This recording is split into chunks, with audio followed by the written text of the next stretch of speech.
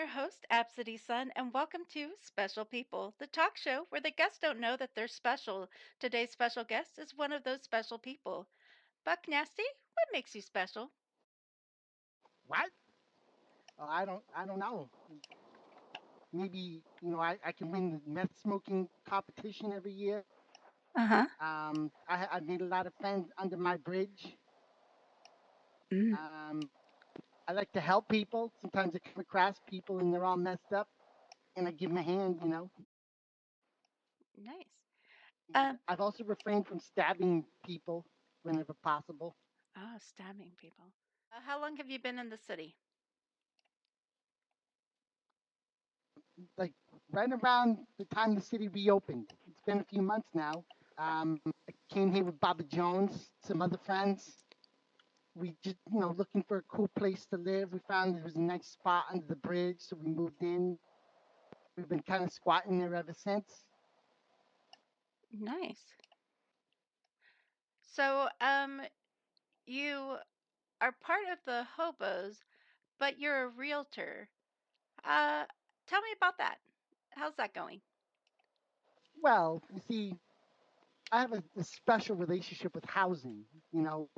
I'm pretty good at finding places that, no one's living in and living there myself until I get removed forcibly. So that's really lent me some pretty positive skills to helping other people find homes as well. So I leverage that in order to help people find the perfect home for them. Except that they pay for their homes and I don't. Interesting. Yeah, it worked out pretty well.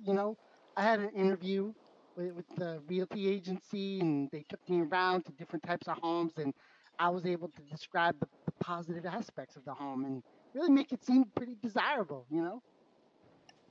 So they were kind of sold on the spot and they let me be a realtor and I haven't messed it up too bad, so they continue to let me be a realtor and it's worked out pretty good and puts a little pocket change in my pocket.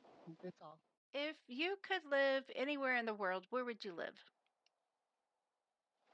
On top of a mountain of cocaine, please. Would you be using that cocaine or would you just be living there? I would sniff it and then I'd ski down it and then I'd take the lift back up to the top and do it again. And I'd bring all my friends. If you had to only live with three things in your life, what would those three things be? Ooh, that's a tough question. Well, I need my lighter for smoking shit. And then I'd have to pick, one of my drugs to take with me, right?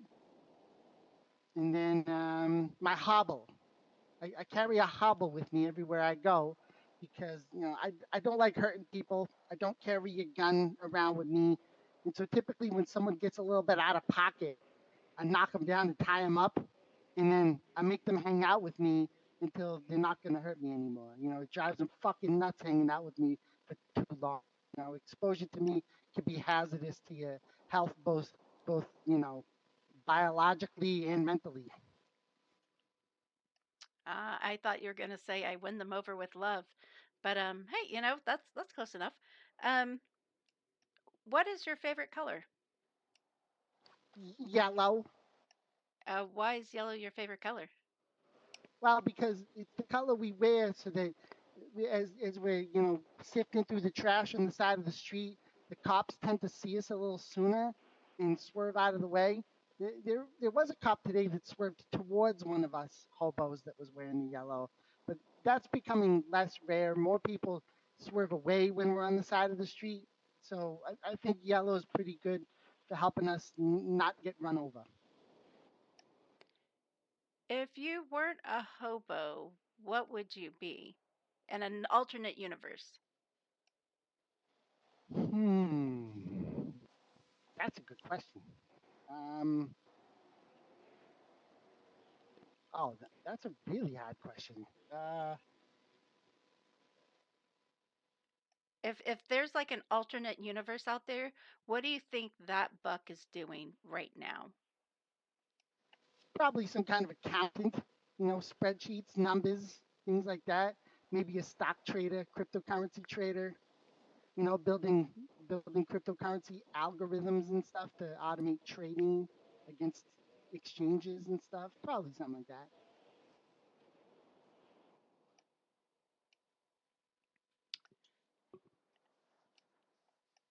How much is in your bank account? You don't have to answer if you don't want to.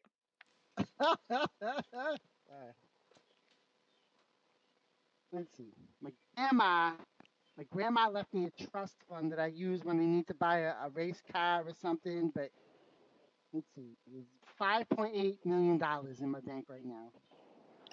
But I also stuffed my mattress under the bridge with cash, and so I'm Mm. not sure how much money is in there. It's just bags and bags and bags. I think each of those black bags holds $200,000, Oh, and my mattress is just stuffed with all those black bags.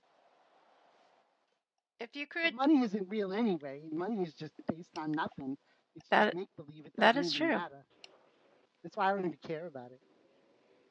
If you could make your own money at and not so money is made out of paper, right? And metal.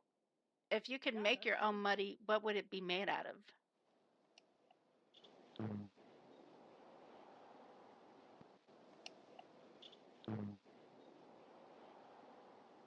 Ooh, that's a good question.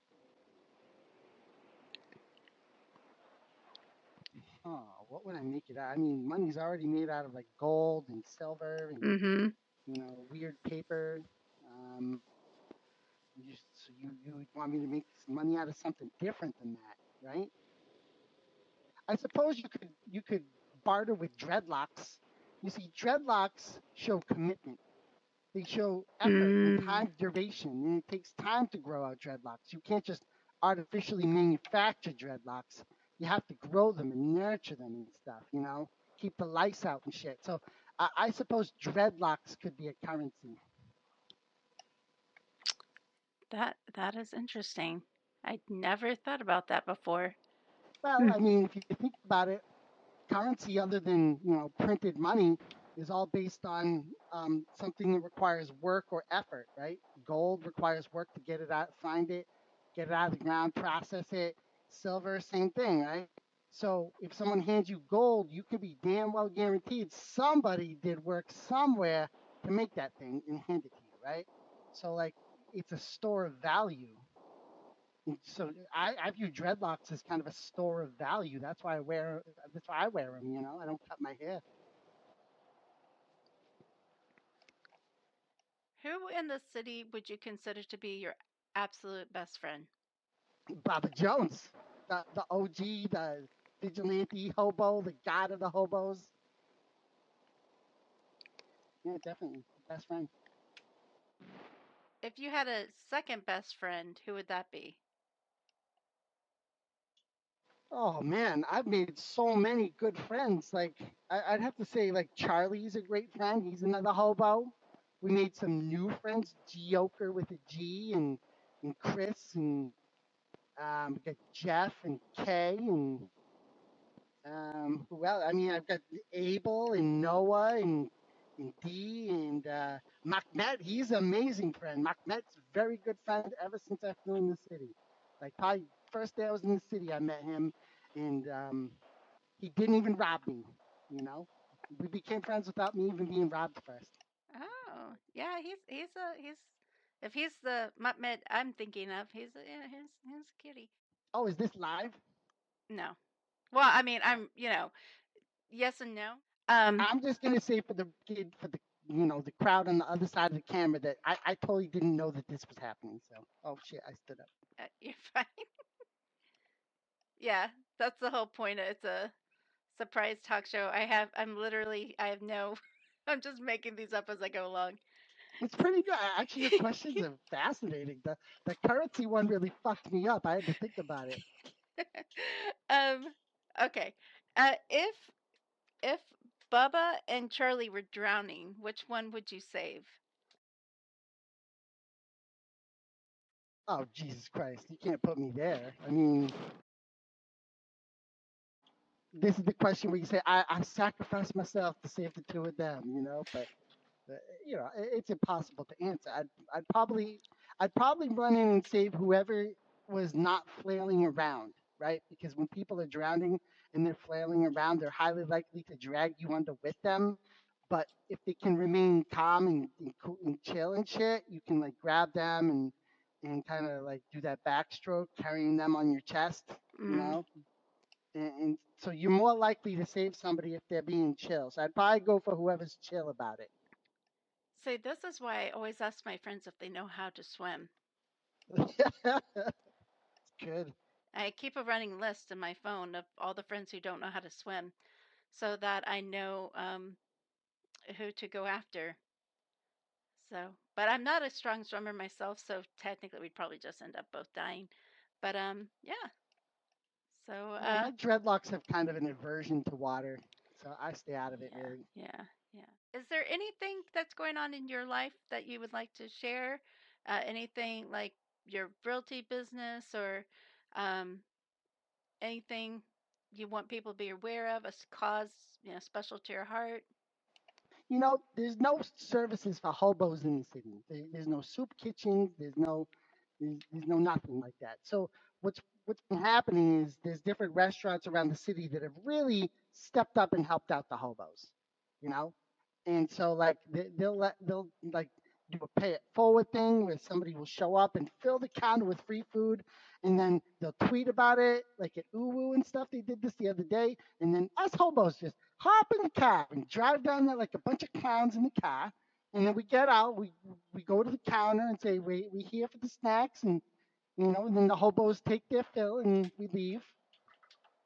And so, it's a real great community thing happening. And so it's pretty good. And then, with the real estate thing, there's the auctions for the Vinewood happening now. So you can bid on houses up in Vinewood if you want to live there. Tends to be a lot of robberies up there, people robbing your house and shit. So watch the fuck out, which house you buy. What else? Oh, we built a giant encampment under the bridge, and we've started fortifying it with pallets. So if you drive by the Hobo Bridge just north of 9045, you'll see that the entire outer edge of the bridge area is now fortified with pallet walls, so no one can come in because the place is getting fucking dangerous. And I'm not talking about the gangs down there. The gang so fucking nice and sly and share boba teas with us and shit. It's the police. Holy shit. They'll come down and just wreck up the place. Drive right through the encampment. Don't even care if they run over you and shit. And Wow. yeah, we had a hobo run over today. He was on his bike, and the police was in a chase, and they just ran him down, didn't stop. And then when he went to the police station to like report it and say what the fuck, they laughed at him and said he's mentally ill and kind of laughed him out of the place. So yeah, that's what's kind of going on right now for me. How you doing? I'm doing great because I'm interviewing one of my special people of the city. So yeah, Well, I appreciate that. That's a nice thing to say. yeah. It makes me feel good when people say nice things. I don't really need a lot of respect, or I don't need to be put up on a pedestal. Treating me like a human being, like a low level human being, that's fine with me. Well, But they I'm just don't glad even do you that. answered my call and you came here to be interviewed, even though you didn't know you were going to be interviewed. But I hope you once I get it up and published, I hope you enjoy it, and I hope I can find more special people to interview. So thanks, Buck. Awesome. Well, it was really great to hear from you and to be here, talk to you and stuff, and appreciate it very much. Yeah.